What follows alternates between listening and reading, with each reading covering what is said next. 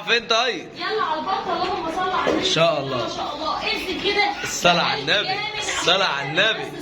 الصلاة على النبي. زل رمضان يا مصطفى. ما شاء الله. جهزوا نفسكم يا جماعه، احنا هنبدا نبيع البط ان شاء الله يوم 15 في الشهر ده باذن الله. تمام؟ فجهزوا نفسكم كده معانا علشان اللي عايز بط مسكوفي. لسه البط دلوقتي بتاعنا لسه ايه، الحمد لله زي ما حضراتكم شايفين اوزانه مش ديت اللي مكيفاني اللي انا ابيع بيها دلوقتي. تمام؟ لكن لسه بفضل الله تعالى بسم الله ما شاء الله احنا هنبيع يوم 15 في الشهر. جهزوا حضراتكم، جهزوا نفسكم علشان هنبيع احلى بط. ايوه بقى، انا ذات نفسي عايزه متشوقه، كل ما بطلع دوره لازم اخد وضع. املى تلاجتك عشان رمضان، عشان الغلا اللي احنا فيه. لا هفجر لكم الاسعار، واقسم بالله يا جماعه من اجل رمضان ومن اجل الغلابه ان شاء الله هنيجوا على نفسنا ان شاء الله في حوار الاسعار ده، والكل ياكل بط وفراخ بفضل ربنا سبحانه وتعالى، ونرجعوا الخير على قد ما نقدروا. السلام عليكم ورحمه الله وبركاته. صباح الفل كل اخوات مصطفى وامل. يلا بينا النهارده يا جماعه الفيديو النهارده جايب لكم احسن وصفه لانتاج اللحم وزياده اللحمه عند البط وعند الفراخ. تمام؟ هنشوف مع بعض البط المسكوفي والفراخ بس مش على الصبح. احنا الاول قلنا كده ايه، نطلع لكم كده على الصبح مع بعضنا ايه، نوريكم صبحنا علشان اللي اول مره يشوفنا في قناه مصطفى وامل بلاش في لايك. شايفين يا جماعه؟ ادعوا لنا ان ربنا يوفقنا ويقوينا ونملى لكم الايه الحاجات دي خير. زي ما حضراتكم كده شايفين برضو منظر السهاريك اللي كانت قديمه في المكان طلعناها فوق ادي المواسير بتاعتنا. بسم الله. اللهم صل على النبي. قبل ما ننزل تحت بس خطوه سريعه كده بسرعه. يلا بينا على اوضه الحمام، عرفيهم كده. بسم الله ما شاء الله. بصوا يا حبايب قلبي، اول اوضه معانا اوضه الحمام، وديت احنا عملناها لكم خطوه خطوه، وكل الفيديو بتاعها البنى بتاعها موجود على القناه. تاني اوضه كده زي ما حضراتكم كده شايفين يا جماعه بتاعت ايه يا امل؟ الفراخ البياض يا جماعه. ديت الاوضه دي مخصصه للفراخ البياض، ودي العشه بتاعتهم اللي بيبيضوا فيها. تمام؟ طيب تالت عشه. بسم الله ما شاء الله للرومي بتاعنا. اللهم صل على النبي. حاجه تفرح يا جماعه ما شاء الله. وطبعا برضو احنا عامل لهم المكان ده عشان القفاصات اللي فوق ديت والقفاصين برضو اللي تحت دول يا جماعه عشان يبيضوا فيه، واللي عايز يرقد يرقد مفيش اي مشاكل. وكده حبايب قلبي دي اخر اوضه معانا، ولسه إيه برضو يعني لسه بتاعت ايه؟ الكلاب يا جماعه بويكا وجيسكا ما شاء الله عليهم. بس خلاص. شوفوا بقى احنا مغذينهم. اللهم صل على النبي. طلعهم يا مصطفى شويه كده على السطح بتاعنا إيه برضو. بس يا ابويا كده مش هاسهم المسون. طب طيب خليهم انا يطلعوا. هطلعهم يا جماعه علشان خاطر اللي بيقول لنا هم مش واخدين على البط والفراخ وبياكلوا البط والفراخ. تعال يلا قدامكم اهوت كده يا جماعه من غير. تعالى هنا يا جيسكا. طبعا هم بيحبوا يلعبوا يا جماعه زي ما حضراتكم. بس يا بويكا. تعال بس خلاص. انا مش عايزهم بس يلمسوني والله. تمام. ولا اكتر ولا اقل. بس يا جيسكا عشان يا جماعه لما بيلمسوني ببدا من هنا اللي انا استحمى وببدا الدنيا تبوظ معايا. لا يا مصطفى، النوبه اللي فاتت في الشتاء بوظوا لي هدومي ونزلت غيرت واستحميت بسببهم. هو لازم بقى اهو يا جماعه زي ما حضراتكم كده شايفين ادي الكلاب بتاعتنا بسم الله ما شاء الله. كده معانا ايه تاني؟ بسم الله ما شاء الله الفراخ الهندي ما شاء الله. طبعا انا بصور لكم من بعيد كده عشان تبقى شكل العشه والاوض وكل حاجه واضحه على عينك يا تاجر. طيب اخر حاجه معانا وخلاص. يلا بينا. ايه اللي تحت ده؟ بسم الله. اللهم صل على النبي. الوز بتاعنا الموسم بتاعه شغال يا حبايب قلبي. اللهم صل على النبي. لازم تغذيه كويس عشان تاخد منه انتاج. هو ده الموسم اللي تاخد منه الانتاج، لان احنا عارفين الوز بتاعنا بيبيض من شهر 9 لحد شهر 5. ما شاء الله. شايفين يا جماعه التخصيب بسم الله ما شاء الله لا حول ولا قوه الا بالله العلي العظيم. حاجه كده تفرح في عز الشتاء اللي احنا فيه ده. لا ولا هو شغله حاجه. طب الحمد لله، اهم حاجه انك تكون بخير.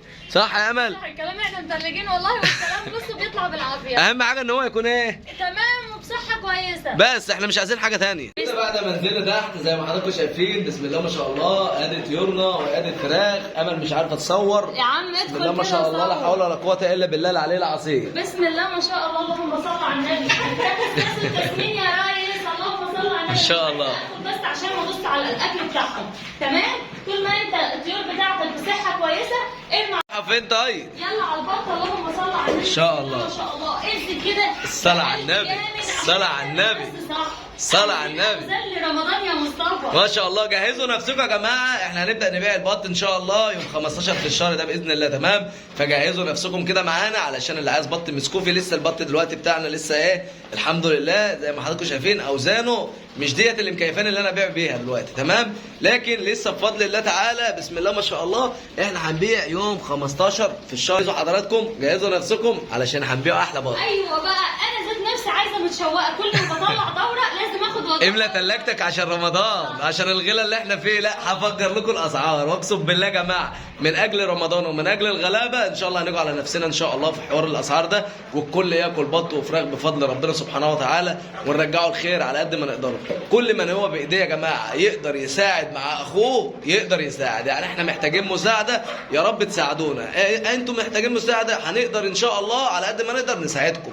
كلنا يا جماعه لازم نساعد بعضنا. يبقى احنا كده اتكلمنا عن ان احنا نملي التلاجة وناخد حاجات تسمين لرمضان، وكل سنه وانتم طيبين. طب في ناس يا مصطفى ما قدرتهاش ان هي تجيب كتاكيت صغيره وعايزه ان هي تاخد من عندك فراخ عشان انتاج البيض، ايه رايك في يعني مثلا في الفكره دي؟ اللي عايز يجي ياخد اي حاجه مصطفى وامل احنا تحت امركم، تمام؟ يعني يا جماعه احنا تحت امركم. اي حد عايز فراخ للبيض، عايز فراخ يذبحها، عايز بط يذبحه، عايز بط يكمل تربيته، بسم الله ما شاء الله اهو كله على عينك يا تاجر. بسم الله ما شاء الله. شايفين كده يا جماعه؟ ده البط المسكوف البيور بتاعنا، حاجه بسم الله ما شاء الله بالامانه، حاجه بتاكل اعلاف، حاجه كده يا جماعه الله اكبر، يعني متربيه صح الصح على راي الليمبي. صح الصح وكل الفل. بقول لكم ايه، خد ذكر من البط المسكوفي ده على نتايات من السوق اللي عندك، واعمل يا جماعه اللي هو المسكوف الخليط زي ما مصطفى وامل عاملين على السطح بالظبط. طبعا يا جماعه احنا مهجنين ذكر مسكوفي اللي هو البيور زي ده كده، بس ده طبعا لسه صغيرين، لسه سنهم صغير. مهجنين ذكر مسكوفي زي ده مع انتايات سوداني، تمام؟ وبناخد منهم احلى انتايات. هيقولوا لنا انتوا راميين الاكل ليه كده في الارض يا جماعه؟ هنقول لكم الارض بتاعتنا ناشفه، اللهم صل على النبي. اديله نضيفه، يعني احنا مش هنتعب طيورنا، لا يا جماعه احنا ما شاء الله عارفين احنا بنعمل ايه كويس، تمام؟ اوعى يا جماعه لو طيورك مش نظيفه تحط لهم الاكل كده عشان ما يبقوش عاملين زبل عليه ويرجعوا ياكلوه، لا احنا الارض بتاعتنا مفروشه جير مطفي، مفروشه بودره بلاط، شويه تبن، شويه قش، حاجه ما شاء الله. هم بقى بايديهم برجليهم يا جماعه زي ما احنا شايفين بتنشف، ليه؟ عندنا فتحه تهويه اهوت الشباك بتاعهم. يبقى يا رب تكونوا استفدتوا مننا من الجزء بتاع الفراخ والبط. هننزل الخرفان ولا ايه النظام؟ يلا بين يلا بينا. والله فتحت المعز ثواني بس يا جدعان. احنا بنمتع عيونكم بس ما شاء الله، اللهم صل على النبي. الله طبعا اكبر. بقدم لهم الميه الاول صح. زي ما احنا طبعا كلنا متعودين وكلنا عارفين ان احنا بنحب نقدم ايه؟ المية. شربوا دخل على الاكل على طول. طبعا دي فاضيه ما فيهاش حاجه. طب كويس. تمام. بسم الله ما شاء الله، اللهم صل على النبي. قولوا لنا يا جماعه الخرفان بتاعتنا بتفرق معاكم ولا لا؟ يعني احنا بنوريكم كل حاجه وبنمتع عينيكم بس مش اكتر.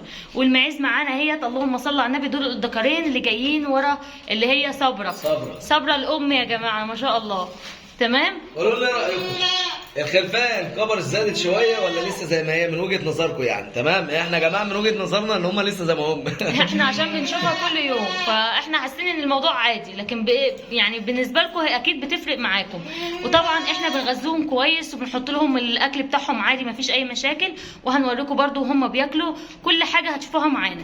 احنا ما بنبخلش على حبايب مصطفى وامل. صل على النبي. اللهم صل على النبي. صل على النبي. ما شاء الله. معيزه بقى. ما شاء الله. بقى شكلنا هنبيعوهم قريب عشان ليه؟ تربيه المعيز. ليه بس؟ المعيز عايزه مكان واسع. صح. يبقى عشان اللي بيسأل الفرق ما بين انت يعني وجهة نظرك يا مصطفى، الفرق ما بين تربية المعيز وتربية الخرفان. لا بسم الله ما شاء الله، الفرق ما بينهم يا جماعه ان الخرفان لو حطيتها في اي مكان فهي هتعيش عادي، تمام؟ لكن المعيز عايزه مكان ايه؟ مكان يكون واسع، سطح يجروا فيه، حته ارض يجروا فيها، في الشارع يجروا فيها كده، هي ديت عيب المعيز الوحيد. لكن بالنسبه للخرفان لا، ارميهم في اوضه متر في متر هم هيعيشوا ما عندهمش اي منع خالص، وبالعكس هيكبروا مسرع وهيبقوا بسم الله ما شاء الله وهيشيلوا اوزان اسرع. شايفين هم فرحانين اهو. بسم الله ما شاء الله، لا حول ولا قوه الا بالله العلي العظيم. لو الجو مش شتاء كنا نزلناهم لكم تحت يا جماعه في الشارع. والله انا كنت لسه هقول لمصطفى لو ما كانش الجو يا جماعه عندنا المحموديه عندنا كلها شتاء، امطار غزيره يعني، تمام؟ والله كنا طلعناه لكم في الشارع وكنا اتمتعنا معاهم كده بالاجواء بتاعتهم دي، يجروا نروح نجيبوهم، حاجه كده جميله خالص. يا رب يا جماعه نكونوا خفاف على قلبكم وعند حسن ظنكم، وفضلا وليس امرا من كل حبايبنا متابعين مصطفى وامل. ما تنسوناش في اللايك والاشتراك في القناه عشان يوصل لكم مع مصطفى وامل كل جديد، صح؟ يلا والسلام عليكم ورحمه الله وبركاته.